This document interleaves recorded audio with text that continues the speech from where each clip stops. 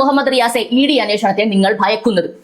ഞങ്ങൾ കേരളീയർക്ക് അറിയേണ്ട ഒറ്റ ചോദ്യം അത് മാത്രമാണ്. എന്തിനാണ് നിങ്ങൾ ഭയക്കുന്നത്? എന്താ എന്റെ ഒന്നും വീട്ടിൽ ഇ ഡി വരാത്ത എന്താ?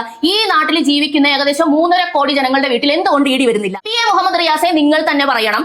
അധികാരത്തിലിരുന്ന് ഇപ്പോൾ സംഘപരിവാർ നിങ്ങളെ ദ്രോഹിക്കുകയാണ്, നിങ്ങൾക്ക് ഇപ്പൊ അധികാരമൊന്നുമില്ലല്ലോ എന്നാണ് നിങ്ങൾ ആരോപിക്കുന്നതെങ്കിൽ, നിങ്ങൾ അധികാരത്തിലിരുന്നപ്പോൾ ഒരു FIR പോലും ഇടാൻ സമ്മതിക്കാതെ ഈ കേസ് ഇത്രയധികം വൈകിപ്പിച്ചതിനെ എങ്ങനെയാണ് വിശേഷിപ്പിക്കേണ്ടത്? ഇത് രാഷ്ട്രീയമല്ലേ?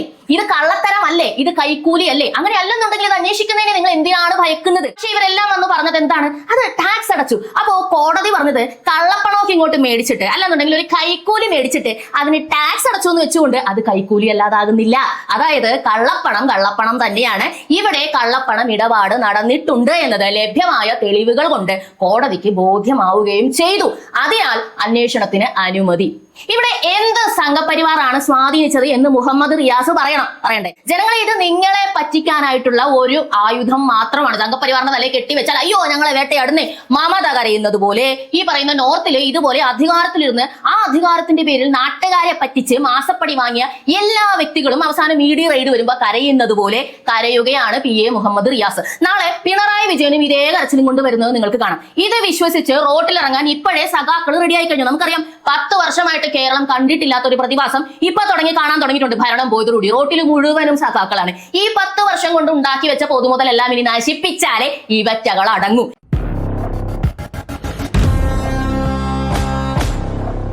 എല്ലാവർക്കും നമസ്കാരം. ഹോസ്പിറ്റൽ കേസൊക്കെ കഴിഞ്ഞിട്ട് ഞാൻ എത്തിയിട്ടുണ്ട്. എത്തിയപ്പോൾ തന്നെ കണ്ണിൽപ്പെട്ടത് വളരെ ദാരുണമായ ഒരു വാർത്തയാണ്. ആർക്കാണ് ദാരുണം എന്നുള്ളത് ഞാൻ പിന്നെ പറയാം.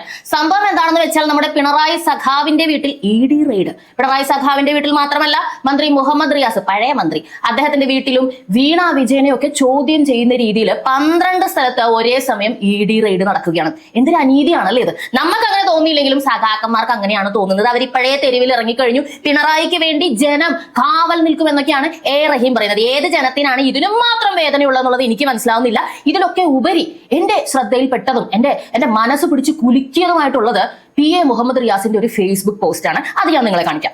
വളഞ്ഞിട്ടടിച്ചോളൂ, പക്ഷേ സംഘപരിവാറിന് മുന്നിൽ കുമ്പിടില്ല, അവസാന ശ്വാസം വരെയും പോരാടും. ണ്ടോ, ഇത്രയും എന്താ പറയാ വികാരധീനമായിട്ടുള്ള ഒരു സംഗതിയാണ് അദ്ദേഹം പോസ്റ്റ് ഇട്ട് 4 പേരെ അറിയിച്ചിരിക്കുന്നത്. വളഞ്ഞിട്ടടിച്ചോളൂ, സംഘപരിവാറിന് മുന്നിൽ കുമ്പിടില്ല. എന്തുകൊണ്ടാണ് സംഘപരിവാർ എന്ന് പറയുന്നത് ആദ്യമായിട്ട് എനിക്ക് വന്നൊരു ഡൗട്ടാണ്. കാരണം ഈ CMRL എക്സാലോജിക്ക് അല്ലെന്നുണ്ടെങ്കിൽ മാസപ്പടി കേസ് ഏതെങ്കിലും സംഘപരിവാറുകാരനാണ് പൊക്കിക്കൊണ്ട് വന്നത് എന്ന് നിങ്ങൾ വിശ്വസിക്കുന്നുണ്ടോ? അല്ല. ഇതാദ്യം പൊക്കിക്കൊണ്ട് വന്നത് കോൺഗ്രസ്സുകാരനായ PT തോമസ് ആണ് എന്നത് ചരിത്രം പരിശോധിച്ചാൽ, അത്ര പുറകോട്ടൊന്നും പോകണ്ട, കുറച്ച് അങ്ങോട്ട് ഇതിന്റെ കേസിന്റെ ഡീറ്റെയിൽസ് നോക്കിക്കഴിഞ്ഞാൽ നിങ്ങൾക്ക് മനസ്സിലാവും. അതിനുശേഷം വളരെ ഡീറ്റെയിൽ ആയിട്ട് ഇതിന്റെ എല്ലാ തെളിവുകളും വെച്ച് പത്രസമ്മേളനം അടക്കം നടത്തിയത് കോൺഗ്രസിന്റെ തന്നെ MLA ആയ മാത്യു കുഴൽനാടനാണ്. ഇപ്പോഴും അദ്ദേഹം MLA തന്നെയാണ്, ശരിയല്ലേ? പിന്നീട് എങ്ങനെയാണ് ഇത് സംഘപരിവാറിന്റെ ആക്രമണമാകുന്നത് എന്ന് മനസ്സിലാകുന്നില്ല. ഇ ഡി സംഘപരിവാറിന്റെ അല്ലെങ്കിൽ BJPയുടെ കയ്യിലാണ് എന്നാണ് ഇവർ പരോക്ഷമായിട്ടും പ്രത്യക്ഷമായിട്ടും ഒക്കെ ആരോപിക്കുന്നത്. കാരണം ഭരിക്കുന്നത് അവരാണല്ലോ. ഇന്ത്യ ആരാണോ ഭരിക്കുന്നത് അവരുടെ കയ്യിലാണ് ഇ ഡി എന്നതുപോലെയുള്ള ഏജൻസികൾ എന്നുള്ളത് എല്ലാവർക്കും അറിയാം. അവരാണ് അത് നിയന്ത്രിക്കേണ്ടത്. അപ്പൊ അവരവരുടെ രാഷ്ട്രീയമായിട്ടുള്ള ഒരു പക പോക്കാൻ വേണ്ടി ഇദ്ദേഹത്തിന്റെ വീട്ടിലേക്ക് ഇ ഡിയെ അയച്ചിരിക്കുകയാണ് എന്ന രീതിയിലാണ് ഇദ്ദേഹം ഇപ്പോൾ പ്രൊജക്ട് ചെയ്യാൻ വേണ്ടി ശ്രമിക്കുന്നത്.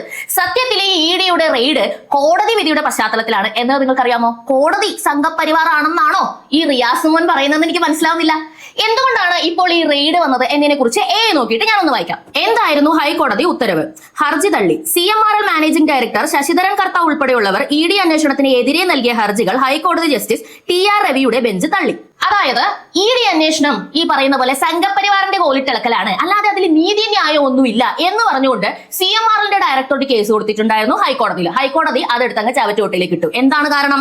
അടുത്തത് വായിക്കാം. അന്വേഷണത്തിന് അനുമതി. കള്ളപ്പണം വെളുപ്പിക്കൽ നിരോധന നിയമപ്രകാരം കേസിൽ ഇ ഡിക്ക് തുടർ നടപടികളുമായി മുന്നോട്ട് പോകാമെന്നും അന്വേഷണം തടയാനാകില്ലെന്നും കോടതി വ്യക്തമാക്കി. എന്താണ് അതിന്റെ അർത്ഥം? അന്വേഷണം തടയാൻ പറ്റില്ല, കള്ളപ്പണം വെളുപ്പിക്കൽ എന്ന ഒരു അന്വേഷണവുമായിട്ട് ഇ ഡിക്ക് മുന്നോട്ട് പോകാം എന്ന് പറഞ്ഞത് എന്തുകൊണ്ടാണ്? നിങ്ങൾക്കറിയാമല്ലോ, ഈ സംഘപരിവാറോ അല്ലെങ്കിൽ കോൺഗ്രസോ കമ്മ്യൂണിസ്റ്റോ ഒക്കെ റോഡിൽ കടന്ന് പറയുന്നത് പോലെയല്ല ഇവിടെ കോടതികൾ പ്രവർത്തിക്കുന്നത്. കോടതിയിൽ ഏറ്റവും മുഖ്യമായിട്ടുള്ള ഒരു സംഗതി എന്താണ്? അത് തെളിവാണ്. ഈ CMR അനധികൃതമായി അല്ലെങ്കിൽ ചെയ്യാത്ത ഒരു സേവനത്തിന് വീണയ്ക്ക് പിണറായി വിജയന്റെ മകൾ എന്ന നിലയിൽ വീണ വിജയന് പൈസ കൊടുത്തിട്ടുണ്ട് എന്നത് ഡിജിറ്റൽ തെളിവുകളാണ്. ഈ CMR സ്റ്റാഫ് തന്നെ ഡയറിയിൽ അത് കൃത്യമായിട്ട് എഴുതിയിട്ടുണ്ട്.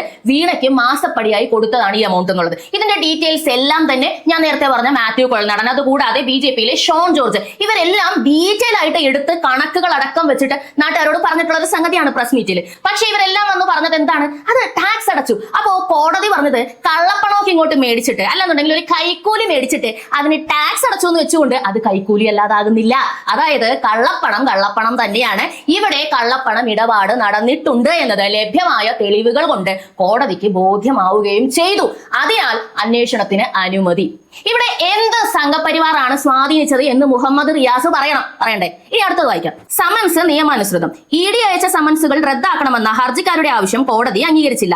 സമൻസ് അയക്കാൻ മുൻകൂട്ടി FIR രജിസ്റ്റർ ചെയ്യേണ്ടതില്ലെന്നും കോടതി നിരീക്ഷിച്ചു. ഇവര് കൊടുത്ത കേസിൽ മെയിൻ ആയിട്ട് പറഞ്ഞത് ഇവരുടെ മൗലികാവകാശങ്ങൾ ലംഘിക്കപ്പെട്ടുവെന്നും ഇവർക്ക് സമൻസ് അയച്ചതിലൂടെ ഇവരോടെന്തോ വലിയ അനീതി ED ചെയ്തു എന്നുമാണ് പറഞ്ഞത്.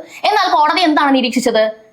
ഒരു FIR ഒന്നും വേണ്ട EDക്ക് സമൻസ് അയക്കാൻ. EDക്ക് സ്വതന്ത്രമായി തന്നെ ഇങ്ങനത്തെ തെളിവുകൾ കിട്ടിയാൽ അത് അന്വേഷിക്കാനും അതുമായി ബന്ധപ്പെട്ട വ്യക്തികളെ സമൻസ് അയച്ച് വിളിപ്പിച്ച് ചോദ്യം ചെയ്യാനും ഒക്കെയുള്ള അധികാരമുണ്ട്. ഒരു സമൻസ് വന്നു എന്ന് കരുതി ഒരാളുടെ മൗലികാവകാശം ഇവിടെ ലംഘിക്കപ്പെടുന്നില്ല എന്നാണ് കോടതി നിരീക്ഷിച്ചത്. അപ്പൊ ഇവര് കൊണ്ടുപോയ എല്ലാ സംഗതികളും എടുത്ത് കോടതി ചവറ്റുകൊട്ടയിൽ തള്ളി. എന്തിനാണ് ഇവർ പോയത്?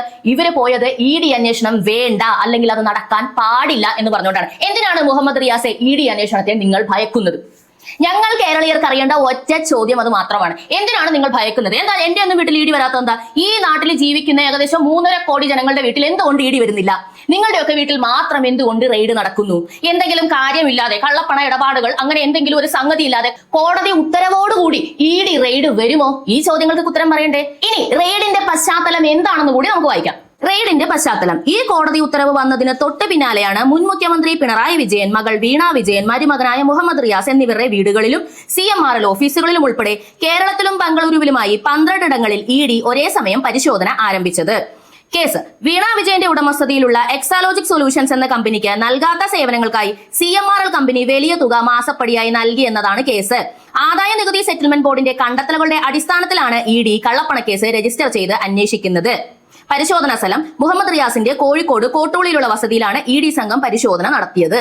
കേട്ടല്ലോ നിങ്ങൾ? എന്തിന്റെ പേരിലാണ്? ആദായ നികുതി അടച്ചു.